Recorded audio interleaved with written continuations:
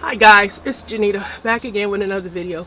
I'm out here on my balcony um, to let you guys see some changes I made. I'm trying to clean up and make it look a little neater. So I went out and bought this black, I don't know, sun is everywhere. Y'all can see this. It's a black rack. I've set some of my plants on there already, but not in a great order. They just sitting up there for now. I'm trying to, because make some room so I can move around, and trying to adjust them all in a better way later. I just want you guys to see what I've been up to, what I've been doing out here on the balcony. Probably can't see too well because of this dang sun.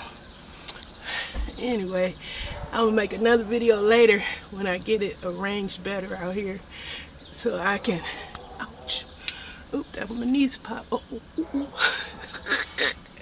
Anyway, this is all, that's it, everything, you guys. I just want to share this little bit with you to let you know what I'm doing on the balcony, trying to straighten it up, get organized, make it look a little neater so I can see and get to my plants easier, so I can make a video where I can show you guys a little better how they're growing and what's happening. Okay, all right, that's all, that's it, that's everything. Thanks for coming in here. Welcome any new subscribers, and as always, I support small channels, and I'll be getting to your channels in a snail's pace.